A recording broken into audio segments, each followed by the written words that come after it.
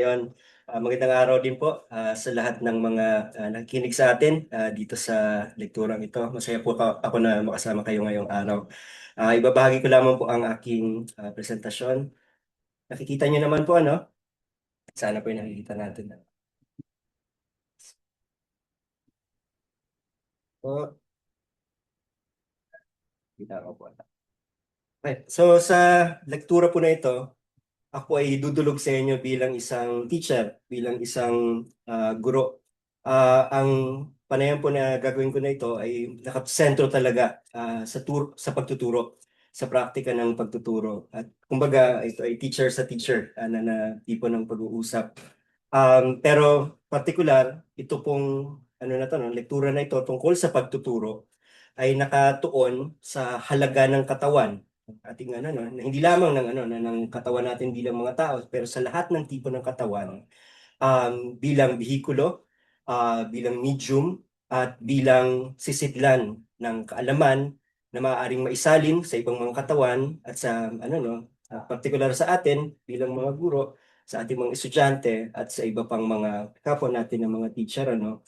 Ah, Bilang teacher, alam ko na ang isa sa pinaka ano no, malaking labor na ginagawa natin at inasum ko po na karamihan sa atin dito sa ano na to no ay mga guro. Tama po ba? Karamihan sa atin dito ay mga teachers ano. Karamihan po sa labor na ginagawa natin bilang guro talaga ay dun sa pag-iisip at sa pagpaplano kung paano tayo ano no, paano natin i-engage yung ating mga estudyante sa loob ng silid-aralan. Bata pa po ako, alam ko na yan, itong ganitong tipo ng labor kasi galing ako sa pamilya ng mga teacher. Yung lolo ko ay teacher, lola ko ay teacher, sarili kong nanay ay teacher sa pampublikong paaralan sa ano no, sa elementarya. At ano yun, ano, palagi silang, ano, no, palagi nakikita kayo, no, kung paano iisipin, kung paano mo ipipresent yung lesson, kung paano mo ipapaliwanag ang mga konsepto, kung paano mo itatawid ang, ano, no, ang kaalaman. At narito po ako ngayon, ano, no, ngayong umaga na ito, galing sa, ano, no, sa departamento namin ng Komunikasyong Pasalita at Sining Panteatro, para sabihin at giit na, ano, no, yung halaga na yung nagtatanghal nating mga katawan ay yan, mga nagtuturong katawan din.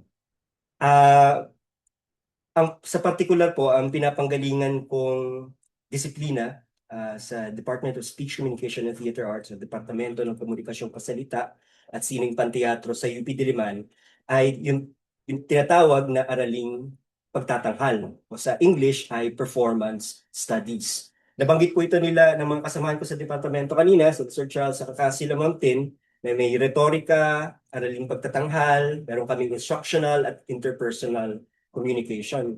Pero ano yung ano no, araling pagtatanghal? Malamang kapag narinig natin yung salita na pagtatanghal, ang unang papasok sa isip natin ay baka teatro ito no. Doon nga sa pangalan ng departamento namin yung sining panteatro. Pero actually po yung araling pagtatanghal ay nakapaloob doon sa speech division or doon sa division ng komunikasyong pasalita ng aming departamento. At ito po ay may pag-iit na hiwalay ang pagtatanghal. Bagaman pagtatanghal din ang ano no, ang teatro, ang tipo ng pagtatanghal na inaaral namin sa performance studies ay sa isang mas malawak at mas inklusibo na perspektiba. Hindi lamang po dramatiko o yung mga play, mga dula ang inaaral dito, pero lahat ng tipo ng pagtatanghal. Yung mga litrato po at mga katawan na nakikita nyo sa inyong mga screen ngayon ay mga estudyante ko na nagpa-perform ng kanilang mga requirement sa aming mga klase.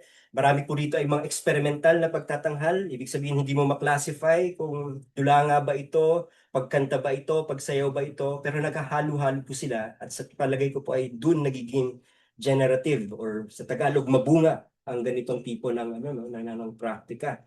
At yung kahit po yung litrato dito sa baba sa sarili kong praktika sa ano no, at paliwanag ko rin po ito mamaya, yung mga isinusulat ko rin po bilang ano no, creative writer ay sinusubukan ko ring itawid sa pagtatanghal. Ah, so pabalik pa lang ano ka lang. Kapag binanggit po kasi natin yung pagtatanghal or sa English ay performance, ina-approach po ito ng performance studies o araling pagtatanghal bilang maraming bagay. Pwedeng inaaral mo bilang paksa yung performance o yung pagtatanghal, pero pwede rin po na patanghal yung aktual na metodo ng scholarship o ng pag-aaral na ginagawa mo. ano po no, hindi ano no, uncommon na makarinig na ang metodo ng ano no, ng pananaliksik na ginagawa ng mga nasa araling pagtatanghal ay nagpapa-workshop sila, nagpapasayaw sila sa mga tao. Dinadala nila sa tour ang mga tao at ina-activate yung mga katawan. Ang karaniwan nating naalala marahil o na iisip marahil kapag inisip ang metodo ng pananaliksik sa isang akademikong disiplina ay mag-interview ako, ay may group discussion ako at marami pang iba, no? Hindi po natin minamaliit o minamasama ang mga bagay nito. Ang binabanggit ko lamang po ay sa performance studies, nag-offer din po ang pagtatanghal bilang isa mismo na paraan ng paglinang o kuha ng kaalaman. Pero sa isang banda, siya rin ay teorya at perspektiba pero bukod sa pagiging akademikong disiplina, tinuturo sa mga universidad, tinuturo sa mga akademikong institusyon, pagtatanghal syempre po sa simulat sa puno, isang malikhaing praktika rin. Gusto ko pong sabihin na maging ang pagtuturo natin sa loob ng ating mga classrooms, creative na endeavor at creative na na labor na ginagawa natin yan. Kung baka hindi basta-basta na mag-isip kung paano anong activity ang ipapagawa mo sa mga bata. Hindi basta-basta mag-isip na kung paano mo isa-translate yung lesson plan mo into actual moving parts at actual na gumagalaw ng mga katawan sa loob ng classroom. Kinakailangan ng pagkamalikhain, kinakailangan ng bukod sa mental labor, ng physical, yan ang pagtatrabaho din talaga. Yan para lang po mas mapalawak pa natin yung kung anong ibig sabihin ko sa pagtatanghal at mamaya sa nagtatanghal na katawan. Pag sinabi kasi namin na pagtatanghal, the performance studies, maaari talaga na mag-refer yan sa mga artistiko o mga masining na gawain. Ang pagkanta ay pagtatanghal. Ang pagtula, ang pananalumpati, ang pagsasayaw, pagtatanghal ang lahat ng mga yan. Ang pag-acting sa isang dula. Pero kapag pumunta halimbawa kayo sa mga probinsya natin, halimbawa ako, taga-isla ako ng Marinduque, tuwing mahal na araw, Semana Santa, makikita mo yung Moriones Festival at sa maraming bahagi ng ating bansa ay napakaraming mga kultural na pagtatanghal, mga ritual at festival. At maaaring, ituring din simulat sa pinaka-essential niya ay pagtatanghal ang ganito mga bagay. Pero hindi na lamang sila artistiko, hindi sila necessarily art. Maaari silang nagbe-belong sa isang komunidad at bahagi ng kanilang kasaysayan, bahagi ng kanilang kaakuhan. Pero sa isang pagpapakahulugan pa natin sa pagtatanghal, maaari rin ito na maging pang-araw-araw, bahagi ng everyday life. Sa ganitong gana, maaari nating tingnan yung mga pang-araw-araw na siklo, pang-araw-araw na habits natin bilang ang mga pagtatanghal din. Halimbawa, pupunta ka sa paaralan, lalo na halimbawa, nasa syudad na paaralan, kahit hindi sa syudad, kailangan mong mag-commute araw-araw.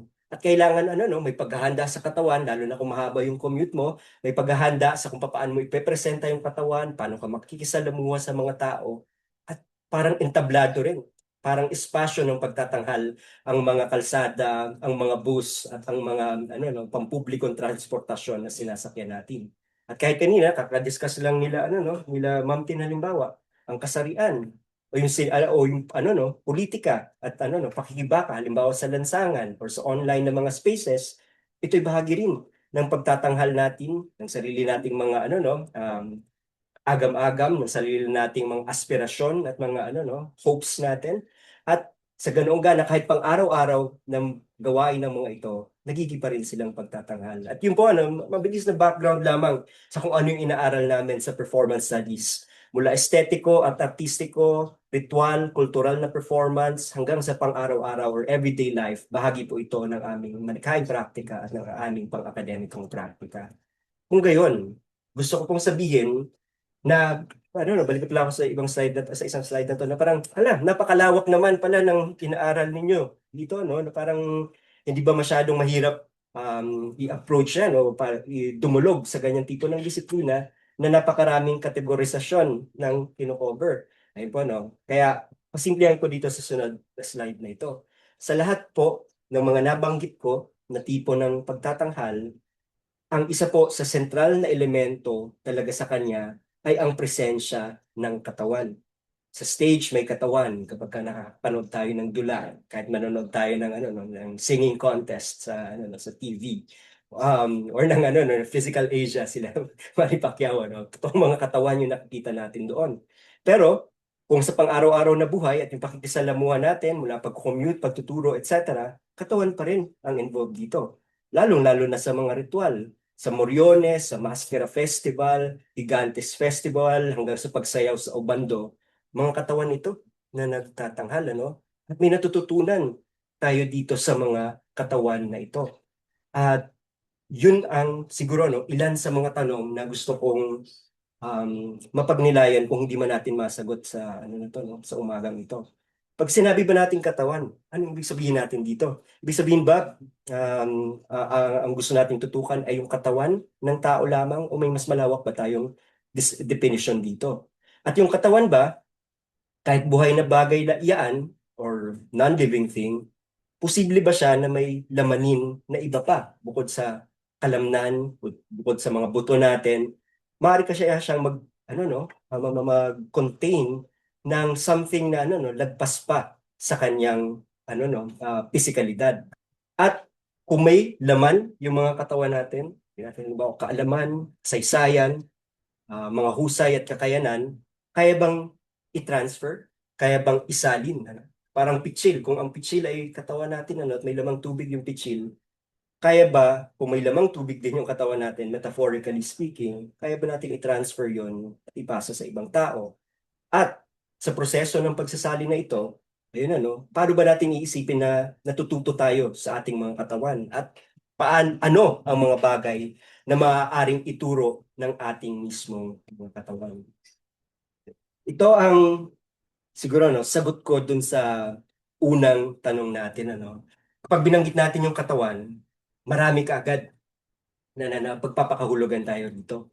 Maaaring ito ay material. Ibig sabihin, isang ano no, tangible, isang ay no, tangible nahahawakan o nadadama kahit hindi nahahawakan ano. Kasi iba rin yung paghawak na may ano no, nakakapitan natin, may ano siya no, may solidity. Pero yung nadadama no, posibleng wala yung presensya ng katawan doon, pero nadadama mo siya. Madalas nating sinasabi yan kapag nawalay tayo sa ating mga ano no, mga mahal sa buhay, halimbawa, na parang nadadama ko pa rin ang kanyang presensya. May materialidad pa rin ang katawan sa ganong ano no, gana.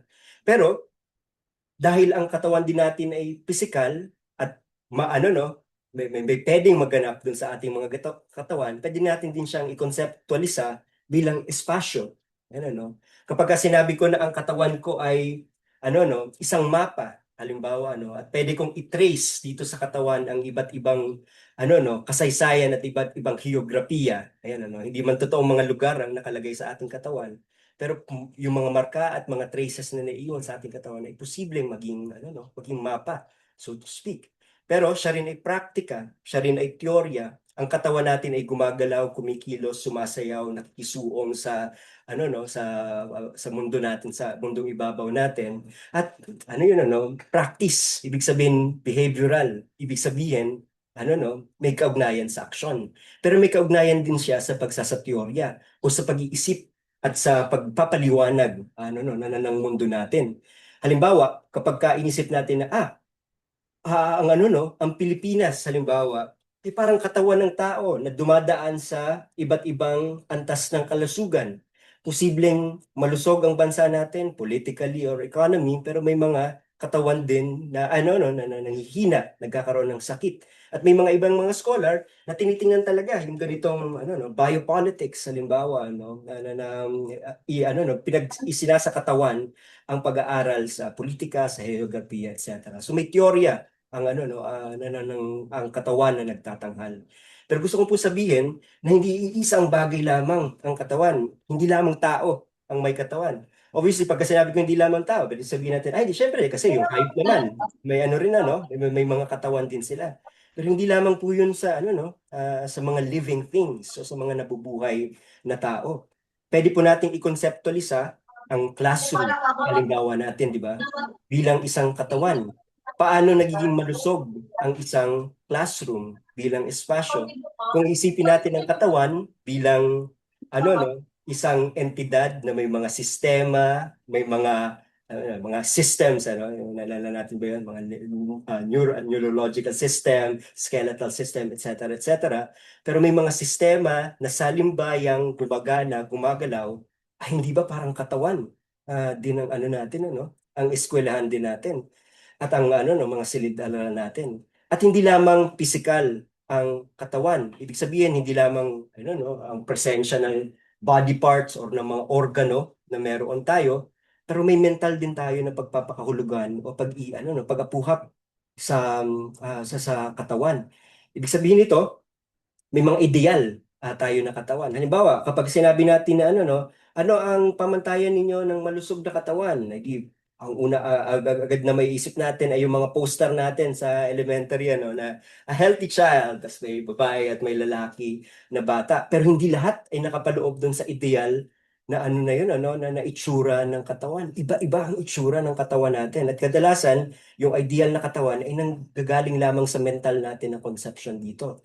O posible naman sa isang banda, kung hindi sa mas negatibong pagpapakahulugan, pwede natin sabihin na may potensyal na mga katawan. Ibig sabihin, mga maaaring maging katawan in the future. At mga katawan na lagpas sa katawan ng tao. In my head right now, sa proliferation ng artificial intelligence, madalas na iniisip rin natin na ano kaya ang itsura ng ng hybrid ng tao at ng teknolohiya, tinatawag ng mga cyborg, yung mga tinatawag ng mga robotic ng mga bodies. Posible din na spekulatibo yung katawan natin. Ibig sabihin, hindi pa nag-exist yung katawan natin na yon o yung mga katawan na naisip natin, something that we see in the future. At syempre, social, kultural at political ang mga katawang to. Ayan, mga ilan po ang mga litrato dito galing sa tawag dito, galing sa isang um, gallery, isang art gallery sa UP Diliman, sa UP Vargas Museum. Ito po ay yung tawag dito, installation na ginawa ng artist na si John Quezon. Ang pamagat po nito ay Taong Dagat. At para sa akin po, dahil iba-iba yung medium na ginamit niya, may film dito sa top left, meron syempre na found art siya dito, mga driftwood na nakuha sa dagat, at iba pang mga nakikita sa barko. At kasi yun yung tema nung gallery or exhibition ni John Quezon. Mga natatagpuan sa barko at mga natatagpuan ng mga seaman sa katawan nila. At mapapansin nyo, na totoong may katawan ng seaman dito sa top left niya na film na pinapanood. May seaman lamang na lumulutang sa dagat. Pero pansinin nyo to, no? Pinagmukhang tao yung mga madalas nyo makita sa dagat. Mga lumulutang na kahoy, mga bato, at sa ilalim yung tipo ng kutsyon na ginagamit natin o na ginagamit sa mga pangmabilisan at mga pang-temporaryo na nanahigaan. Ganyan ang apparently po yung mga kutsyon sa sa ng mga sumasampa sa barko. At pansitin nyo din na may bahagi dito na batong dagat yung nandito pero nilagyan ng safety helmet. Hindi ko i-interpret kung ano yung ibig sabihin ni John Quezon dito, pero lumalapag sa akin na may mga katawan na nabubuo rito. Kahit yung paglagay ng dato puti, halimbawa, doon sa kanyang at ng mga gitara, bigla kang, kahit mga object lamang ito, bigla mong nakikita yung presensya ng mga tao na nandun sa barko. Kasi inisip ko nga naman, kung halimbawa nasa barko ka ng, ng buwan, ang dapat lulutuin mo sa barko, yung tumatagal, no? Mag-aadobo ka diyan, magpapaksiw ka diyan. Kaya pala, ang dami nilang bumili ng tawag dito ng suka kapag umaakit ng barko. Siyempre may pampalipas ng oras, may mga gitara, may tawag dito mga basyo ng tubig na narito rin sa na to. No? At iba-iba pang mga bagay na bagaman tawag dito hindi lahat ay nasa forma ng katawan ay nag-i-imply ng presensya ng katawan. Sige, At yung pag-i-imply ng presensya ng katawan na ito, gusto ko ring ibahagi ito ay matatawag natin sa termino na embodiment. Ayan, yung pakiramdam na nakapaloob ka sa isang katawan o yung pakiramdam na may roon kang katawan. At ito ay isa sa mga sentral na konsepto na gusto kong ibahagi sa inyo ngayon na maaari nating gamitin sa ating mga classroom. Filipino man ang itinuturo mo, siyensya man, matematika, taga-STEM ka man, taga-HUMS, etc., etc., may mga katawan na gumagana dyan sa ating sarili mga disiplina. At mahalaga perhaps na hanapin natin kung saang mga bahagi ng ating mga asignaturang itinuturo ang maaaring madama kung saan natin maaaring madama at mapaliwanag pa gamit ang katawan. Okay po ba yan? Sige, no, tuloy lang po muna ako, no. Ang binanggit ko rito, no, special mention, halimbawa, example ko ng bilang taga Marinduque. Ewan ko, may mga taga-isla rin po ba dito? Lahat naman tayo sa Pilipinas, syempre, ay taga-isla, no? I guess ang tanong ko ay may taga-maliit na isla rin po ba rito? Katulad ko, sa Marinduque. Yung isla ay pwede mong imagine talaga rin bilang katawan, nagfa-function yan ng sa isang maliit na espasyo, parang kasing laki lamang talaga din ng ng katawan ng tao kung iisipin. Pero may relationship sa yung mga isla, hindi lamang sa heograpiya ng dagat at ng lupa, kundi sa relasyon niya sa mga tao na naroroon, sa environment na naroroon at gumagana for the most part din talaga bilang katawan ng isang isla. Ayan gusto ko pong i-address siguro kung bakit ako may emphasis ngayon sa katawan. Kasi madalas po pag nagtuturo tayo,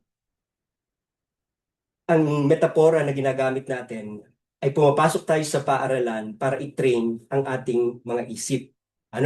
Wala sinasabi na nako kahit sino ay pwede ang education ay great equalizer. Halimbawa, sinasabi nila yan kasi ano man ang iyong katawan, pinagmulan, basta yung isip mo, ayun nanggaling sa sa filosofiya ng modernidad na ang isip ay hiwalay sa sarili nating mga katawan. Pero gusto ko pong bakahin yun, at gusto ko pong i-kontrahin yung pag-iisip na ganoon, na yung katawan at yung utak hindi magkahiwalay ng mga bagay yan. As if ang only bahagi ng katawan natin na nag-iisip at may tawag dito kakayanang matuto ay yung ating utak. Pero natututo rin po yung ating mga katawan. Alam natin yan na kapag sa panahon ng emerhensiya, sa panahon ng ng sukuna, madalas hindi natin alam agad na na napoproseso ang mga bagay, pero unang nagre-react yung ating mga katawan. Kahit po halimbawa, kung may kayo pavilion kayo, kapag ka pumunta sa bahay-sambahan or kung kung ano man yung denominasyon ng relihiyon, may ibang pakiramdam na mapunta sa loob ng bahay-sambahan at na makasama ang ibang mga tao ron. O kung naka-attend na rin naman po kayo halimbawa sa ibang kung sa hindi sa relihiyoso na example, naka-attend ka halimbawa ng mobilisasyon, ng rally. Ibang-iba rin yung pakiramdam na sabay-sabay na sumisigaw, sabay-sabay na nagmamarcha. Ibig sabihin may kaalaman na nandun mismo sa katawan natin. May na matututunan dun sa katawan at nag-iisip ang katawan din. Ayun po, kung susumahin ko po yung bahagi na to, nag-iisip ang ating mga katawan. Ibig sabihin, may kaya ring ituro yan kung nag-iisip ang mga ito.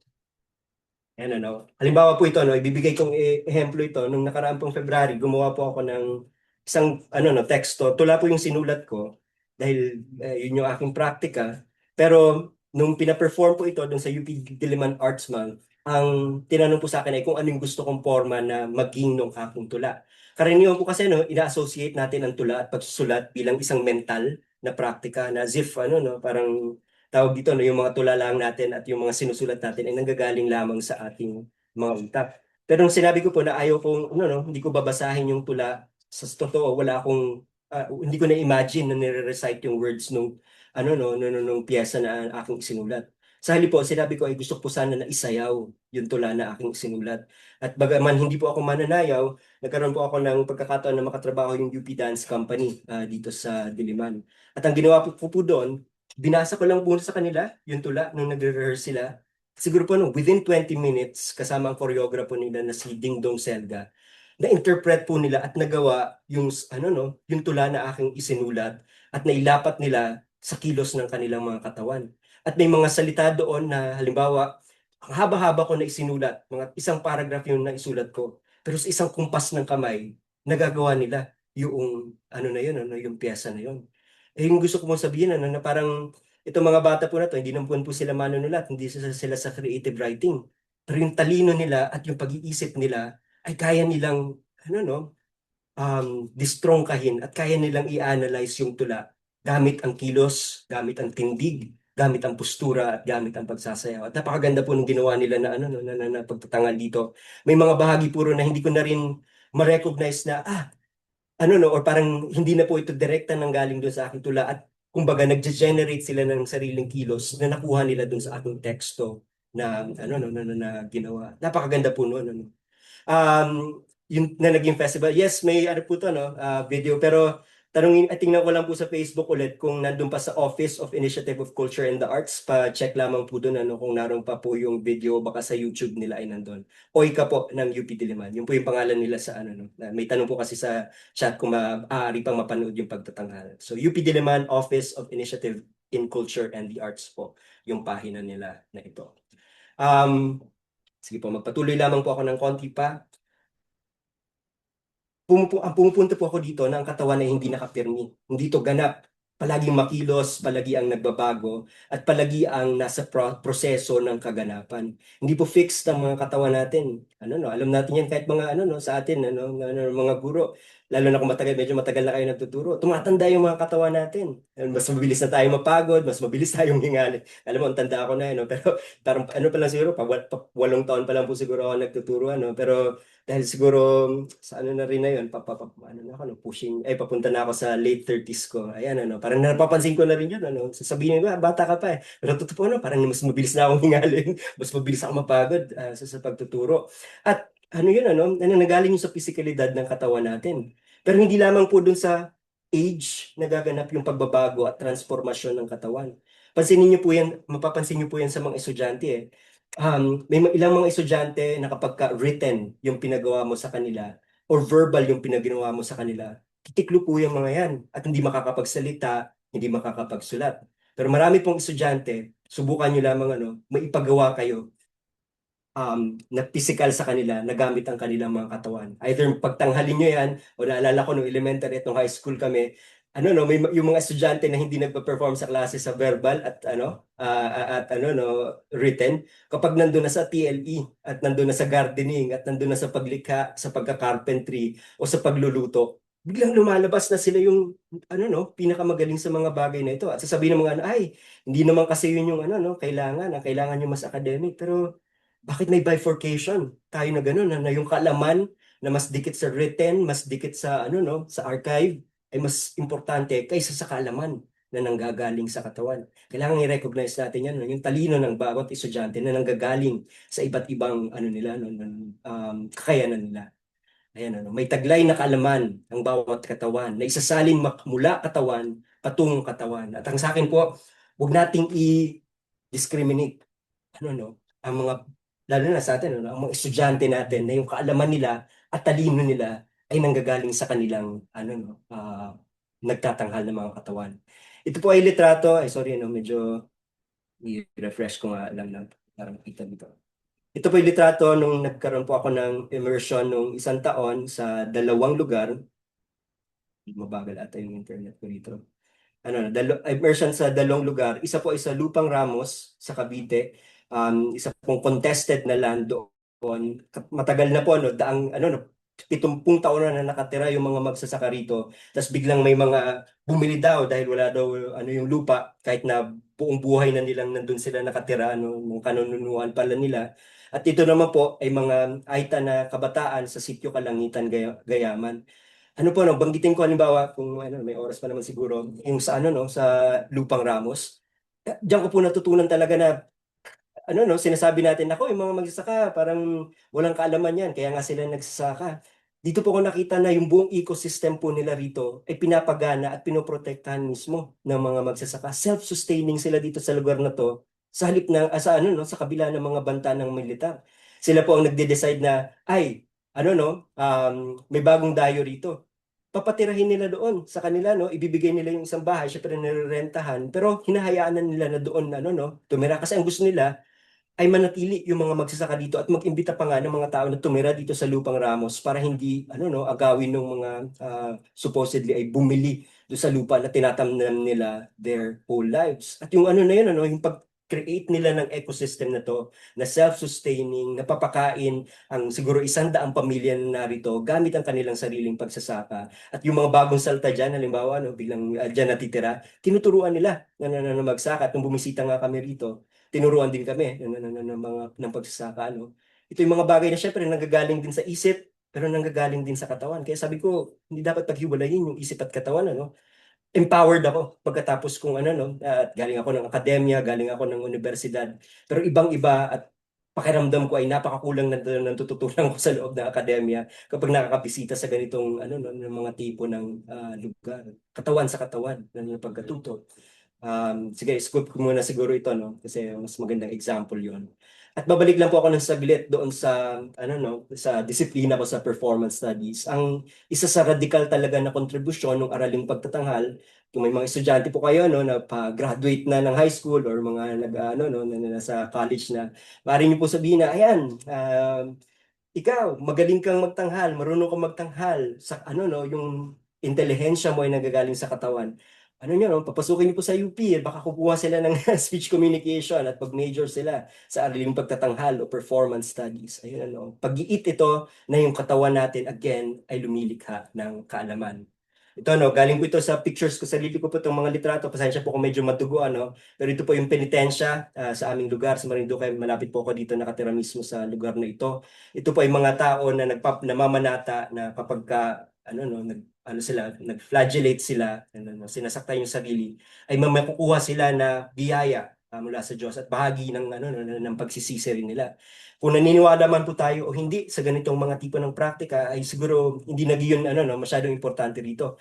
Ang gusto kong ibahagi rito ay may paniniwala sila doon sa katawan nila na yun at may paniniwala sila na ang nagdadala sa kanila sa salvation ay ang vessel ng kanilang mga katawan enough para sugatan kung titingnan no, may hawak na blade dito at hampasin ang kanilang mga sarili ano no sa praktikang ito. At ang mga nagtatanghal na katawan, katulad niyan, ay puno talaga ng karanasan at ng kasaysayan. Ang tao marunong magkarpintero, ang tao na marunong magluto, ang tao na marunong sumayaw, ang tao na marunong magturo, kagaya ninyo bilang mga teacher, punong-puno yan ng karanasan at ng kasaysayan. At ano yun ano, ay, sige, mamaya yan, ano. Ang tawag dun sa kasaysayan na yan, sa isang technical na term, ay mga repertoryo o repertoire ng katawan natin, ano. Mga kaalamang naiimbak at naiisalin sa katawan. Kung pamilyar tayo sa oral na literatura, sa mga chant at sa mga epikong bayan natin, madalas natin maririnig yan, ano. Ay, yung, ayun, example yun ng, ano, no, ng repertoryo. At totoo yun. Kumakanta, mga ano no, kantang bayan, epikong bayan at chinachant, halimbawa, ang ano no, Hinilawod, etc. At napapasa yon sa ng ano no, mas matatanda na kumaawit papunta sa mga bata. Pero hindi lamang po sa luma nangyayari yan, ano. Nung tinuro, naalala niyo po ba kung kailan kayo tinuruan magsaing, halimbawa, ng ano no, ng magulang ninyo? Naalala niyo po kung ano kung medyo mas may edad na kayo ay ano, no, malamang ang tinuro sa inyo ay paano magsaing sa kalan. Hindi madaling makalimutan yung ganyang mga bagay. Naalala nyo ba nung natuto kayong lumangoy, o kung hindi kayo marunong lumangoy, natutong magbike, hindi mo na nakakalimutan itong mga ganitong bagay. Nagigis silang bahagi ng ating repertoryo. At imagine nyo po yun, ano? Sa loob ng classroom, ano yung mga repertoryo na pwede kong ituro sa aking mga estudyante na pagkatapos nitong klase na ito at lumabas na sila, maaari nilang ma-replicate itong mga gawain at aksyon na ito paglabas nila or kahit sa kapwa nating mga guro. Ito pong video halimbawa na ipakita ko ngayon ay mga estudyante ko na hindi marunong, hindi kami mga kumakanta, no? Pero sinabi ko sa kanila, ang gawin natin ay ganito. Bibigkasin niyo yung mga vowels ng inyong pangalan, ng inyong first name, tapos kakantahin natin. At sa simula, nahihiya pa, nagtatawanan pa yung mga tao. Pero tingnan niyo po kung ano yung nangyari nung nakapikit na kami at patuloy na namin ito na ginagawa.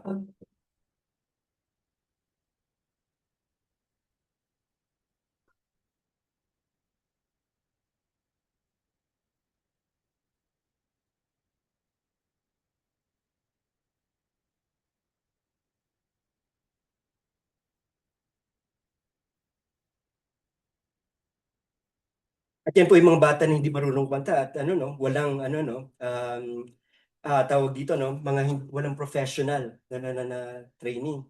Pero doon nahahayaan sila na kumanta at nung pagkatapos namin ng ano no, ng activity na to, may nagsabi na parang nalipat sila sa ibang dimension habang ginagawa ang bagay na to at nagkaroon sila ng appreciation sa boses, nagkaroon sila sa appreciation sa komunidad, ano no, sa mga klase nila at nagkaroon ng sandali ng vulnerability doon sa klase, no? Ang hirap ituro ng ganitong mga bagay at hindi ko rin po sinasabi na i-replicate nyo ng i-replicate lamang itong mga ang babanggitin kong ehemplo dito sa hapon na ito. Mas hindi po, mas ang tulak po rito ay mag-eksperimento, hanapin kung ano yung kakayanan ng mga estudyante at hayaan sila na mag-eksperimento sa mga espasyong iyon. Ito naman po ay pasayaw ng tawag dito, na aktibidad na ginawa namin. Sa loob, pagka nandun ka sa gitna ng classroom, dapat ay gagalaw ka gamit ang isang piraso ng papel. At bagaman hindi mga dancer, lahat itong mga tao na to, itong mga estudyante ko na to, nakakabuo sila ng sort of performance, ng isang pagtatanghal na pinapagana nila yung katawan nila nang hindi nahihiya, nang hindi, nababalisa, nang hindi nagiging anxious. At nakakabuo ng something na beautiful, ng something na meaningful, na something na may halaga sa pag-aaral din natin. Ayan, At yung paglikha at transmisyon ng kalaman ng mga ito, nagaganap talaga po talaga siya ay sa pagtatanghal. Kaya sa loob po natin mga classroom, yung po yung gusto kong sabihin din, pagtanghalin po natin yung ating mga estudyante. Di necessarily pakantahin, pasayawin, o pag-actingin or skit lamang. Pero hayaan ninyo na lumabas halimbawa sa classroom, maglibot sa loob sa paaralan, paggawin ng mga bagay na gumagamit ang kamay, gawin ng mga bagay na gumagamit ng boses, paggawin ng mga bagay na tinitrain ang pandama. Even if nasa mga upuan lamang sila. Dahil yung katawan po, essential yan. Yan lamang naman talaga ang essential sa paggawa ng sining at performance. Ilan po sa mga ginawa pa ng mga estudyante ko, may nag-drag performance, may isa po na kumanta sa loob ng bathroom ng site specific namin na performance. At ito yung umiiyak po dito sa dulo, siya ay isang lesbiana at yung tungkol sa kasarian ang kanyang ang kanyang performance. At sa performance niya, hindi naman hubot-hubad pero nagtanggal siya ng pantalon, na-reveal niya doon na meron siyang prosthetic na ari ng lalaki doon. At bigla niyang pinutol 'yon at nung sa paliwanag niya dito, hindi siya talaga performer pero may ganung pagtanong halimbawa sa mga sa mga gay women na parang ibig sabihin ba kaya ka baklang babae o lesbiana ay dahil gusto magkaroon ng ng ari ng lalaki. Yun gusto niyang kumprontahin 'yon. At bagaman hindi siya theatrical ang kanyang performance, ginawa niyang experimental at pinakita niya in a very visceral way, in a very embodied way kung ano ang nararamdaman niya rito. Ilan po ito sa mga pampublikong pagtatanghal naman na ginawa rin ng aking mga estudyante. Ang ginawa po namin, nireserve lang namin yung atrium ng aming mahal na kolehiyo at gumawa po kami ng mga interactive na performance dito na hinahayaan namin yung mga estudyante pa sa UP na panoorin ang aming mga pagtatanghal. Nakalakahan ay may kaugnayan sa katawan. Narito po ang ilang mga video ng mga performance na gawa ng aking mga estudyante. Sila ang nag-isip, nag-conceptualisa, lahat ay may batayan sa katawan. Ito rin po ay sa loob ng mga classroom ko. Ito ay mga professional naman sila ng mga dancer, pero hindi po dance ang kanilang course, Pero isipin niyo po yun, sa halip na pagsulatin ng paper, pinapagsulat ko pa rin naman po sila ng paper, syempre. Pero kung sa inyo po, may bahagi na papel pa rin ang ipapagawa natin sa kanila, pero baka may maaari na bigyan natin ng pagkakataon ang ganitong tipo ng mga pagtatanghal din at ang ganitong tipo ng pagtuklas ng kaalaman. Ilan pa po mga video, ayan, pinapagawa ko rin po ng mga mapa, halimbawa ang aking mga estudyante, dahil ang pagmamapa, sa halip na mga lugar ang kanilang inilalagay, minamapa nila rito ay mga pakiramdam. Itong isang mapa po rito ay mapa kung saan sila nagutom sa loob ng paaralan. May mapa rito kung kailan sila nakakatawa po ito at pasintabi sa kumakain, nakaramdam ng pagsakit ng tiyan, halimbawa, at kailangang pumunta sa bathroom. Ayan. Kasi gusto po nilang makita doon ay saang mga lugar ang friendly sa pagkain at sa sa pagdumi at totoong nakakatawang pakinggan po pero problema rin po yan ng ang maayos na mga public restrooms natin at nakakatuwa yung ganitong mapa kasi ito'y pagmamapa ng impulses ng katawan natin. Itong pangatlong mapa ay lahat ng mga lugar kung saan sila nakaramdaman naman ng kahihiyan. At marami pa po ako ng mga ilang mga mga pinagawa. Hindi po ako yung nagsabi sa kanila gawin ito, Sila nag-conceptualize nito pero pinalihan namin sa klase, win-workshop namin ito sa aming mga klase. At siguro bilang pagtatapos po madalas nating marinig ito no, na tayo ang lumilikha ng ating realidad, tayo ang lumilikha ng ating bukas. Pero sabi ni Andrea Esmico, kung nililikha natin yung ating mga realidad, maaaring maging abot kamay itong realidad na ito, o maaaring maging ang mga mundong ating nahihiraya ay maging abot kamay kung sisimulan nating itanghal ang mga ito. Ayan po, no? Matuto tayo sa ating mga katawan, balikan ang ating mga katawan, huwag i-discriminate ang katawan, hayaan na magtanghal ang katawan at maipasa ang kaalaman nito sa iba pang mga katawan. Ayun lang po, no? Maraming salamat po at kagaya rin po si Lino, ano lang po, no? 30 seconds lamang po. Ang activity ko po para sa anting palihan mamaya, tinawag ko na Performance Micro Lab, ayan ano, ay may performance po ako na ipapagawa sa inyo. No? Wala kayong takas dito. Perform kayo. Pero ito yung pasimula, no, na maaari siguro yung gawin sa over lunch. Ayan, no, napakasimple lamang. Humanap ng isang bagay na malapit sa iyo. Bagay na ordinaryo, madaling makaligtaan, pero may resonansya. Ibig sabihin may dating, may nararamdaman ka doon sa bagay na yon. Bagay, sabi ko nga rito, bagay na may alingaw-ngaw na ng iyong kasalukuyang nararamdaman. Kung ano yung una niyong makita, at may nararamdaman ako dito sa bagay ninyo na ito, pakuha lamang po muna nung bagay na yun at itabi sa inyo. Mahari rin po na, dahil lunchtime naman, maaari kayong lumabas ng inyong bahay o kung nasaan man po kayong espasyo at baka rin kayong magtingin-tingin doon ano, at maghanap ng bagay na maaari nyo pulutin para sa ating pagtatanghal, ano, no, mapagtanghal na palihan na gagawin mamaya. So, ayun lamang po. Maraming salamat pong muli sa inyong pakikinig.